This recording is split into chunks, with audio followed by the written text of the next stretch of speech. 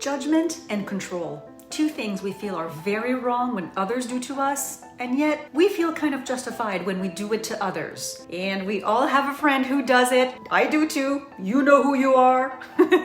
But of course, judgment and control are two of the biggest enemies to quality human connections. The two concepts are different but related. Judgment is about drawing conclusions about the other person's behavior or about themselves, whereas control takes things a step further because it is an attempt at influencing that behavior. But in both cases, we somehow assume that we are superior or that we know better, and that's exactly what kills the attempt at connecting. People often say that we should put ourselves in someone else's shoes before trying to interpret their actions or attitudes, but I think that's bad advice. Unless, of course, they're wearing Merrells, because then putting yourself in their shoes is very likely to be very comfortable. But other than that, stay away. Because if you put yourself in someone else's shoes, it's still you, with your own personality and life experiences, your perceptions, sensitivities, and biases, looking at somebody else's situation. So that's not our solution if we're looking to reduce our tendencies to judge and control and improve our ability to bond. I'll tell you what I think works better, but first, I'd like to tell you my slightly modified version of the legend of two wolves. Here it is. An old Cherokee is teaching his grandson about life. A fight is going on inside me, he said to the boy. It is a terrible fight between two wolves. One is evil. He is control, judgment, arrogance, resentment, superiority, and pride, he continued. The other is good. He is curiosity, serenity, humility, kindness, compassion, love, and connection. The same fight is going on inside you and inside every other person too. The grandson thought about it for a minute and then asked, which wolf will win? The old Cherokee simply replied, the one you feed. And that's also true for all of us.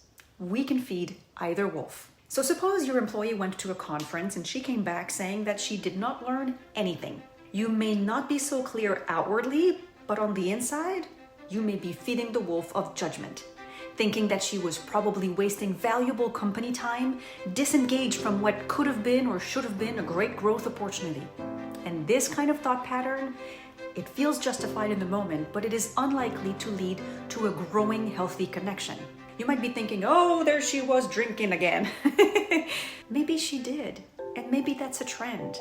And if you're not so judgmental, maybe she'll tell you about it. If you ask open-ended questions, that's your only chance to find out what happened. Maybe you'll learn that it was the same old speakers recycling the same old materials all over again. Oh, wait a minute, that just sounds judgmental? We should, yeah, let's remove it. Oh yeah, that's a great idea. Maybe you learned that she had heard those speakers before, and so the information wasn't new. Or maybe you learned that she had just found out some devastating news about her mother's cancer diagnosis right before she went to the conference. And so understandably, she was very distracted from what happened at the event.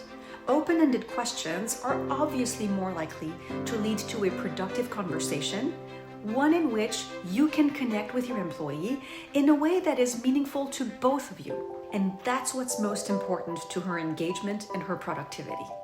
So pay attention. Let me give you another example. If I'm doing homework with my 7-year-old and he's not focusing at all that day, well, I can respond in one or two ways. Either I frown and take my stern voice and feed the wolf of control so that he does what I expect him to do. And that's very typical and natural, but it's also not a reaction that's likely to lead to an improvement of the situation. The other option is for me to take a step back and choose the kinder wolf, ask questions to see if there's in any way a possibility that I can understand what makes focus difficult today, and doing so can help us tackle the source of the issue and make my son feel supported and maybe even get the homework done a little bit more harmoniously.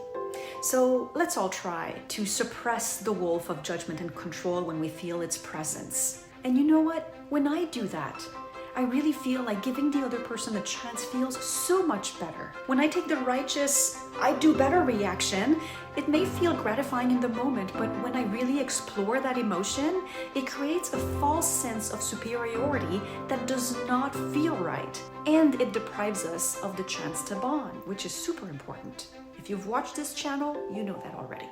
Instead, let's remind ourselves that asking open-ended questions to learn a bit more about the other person's reality usually bridges the gap between our thoughts and theirs. And that helps us feel like we are good people, which also matters. So I hope that's helpful and that it continues to help you create more meaningful and satisfying human connections.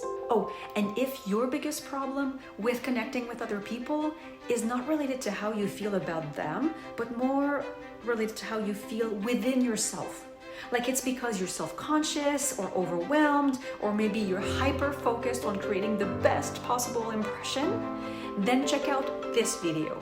I bet it has a suggestion that will help you out. Thanks for being here, my friends. I appreciate you tremendously. I would love it if you could give this channel a subscribe so you don't miss out on any of the positivity. And please, visit again soon.